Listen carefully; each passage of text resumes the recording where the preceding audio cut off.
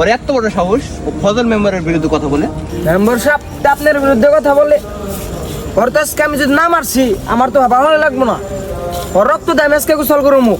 Member সাহেব আপনি খালি আমার একবার অনুমতি দেন, দেখেন কি করি, সবকিছু একটা তামা তামা বেরালাম। মেম্বার সাহেব আপনি খালি ওই বলার নাম ডাকন কেরাউ, দেখেন কি করি। উত্তর পাড়ার করিমের ছেলে চিনিস না? হ্যাঁ। করিমের ছেলে। মেম্বার সাহেব মনে করেন আজকে ওর জীবনের শেষ দিন। তো তাড়াহুড়া কই যাস?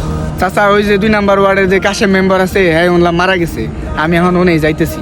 আহারে, ইন্না লিল্লাহি ওয়া ইন্না ইলাইহি রাজিউন। তো তুই তাড়াহুড়া করে এখন যাচ্ছিস কে? জানাজা পড়বি নাকি? চাচা আমি তো জানাজা দিতে যাইতেছি না।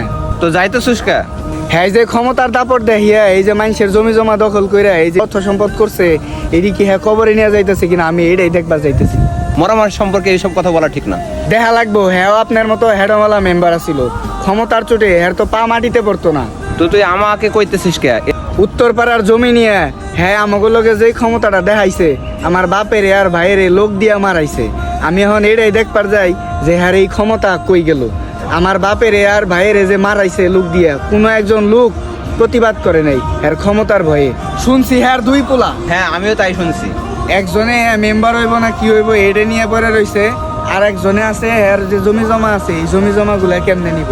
হ্যার অনেক টাকার গরম আছিল, আমি এটা দেখবার যাইতেছি যে আজ হ্যার টাকার গরম কই, হ্যাঁ তো ক্ষমতা কই। তয় চাচা আমার মনে একটা দুঃখ, হ্যাঁ আমার অসুস্থ বাপের আর ভাইয়ের যে মানুষ দিয়ে পিড়াইছে চাচা, আমি কোনোদিনই এটা হ্যারে ক্ষমা করতাম না।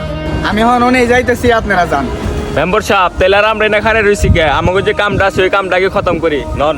চলেন চলেন। এই খারাপ করিমের পোলার লগে আমাদের কি ঝামেলা ছিল? আরে ওই যে পূর্ববার যে আমরা জমিটা দখল করছিলাম না, ওতে ওই জমির ব্যাপারে কথা বলছে।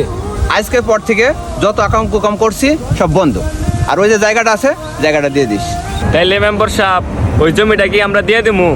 আজকে থেকে ক্ষমতার দাপট দেখানো এবং খুন খারাপি বন্ধ, আর ওই জমির বিষয়ে আমি পরে মীমাংসা করব। ঠিক আছে মেম্বার সাহেব।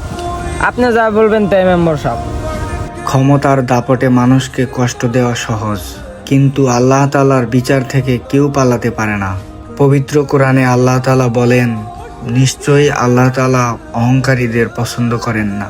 আজ যে ক্ষমতার জোরে অন্যায় করছে, কাল সে তার ফল ভোগ করবে। ক্ষমতা একদিন শেষ হয়ে যায়, কিন্তু মানুষের কান্না আর আল্লাহর বিচার কখনো হারিয়ে যায় না। তাই ক্ষমতার অহংকার নয়, ন্যায় ও মানবতার পথেই চলা উচিত।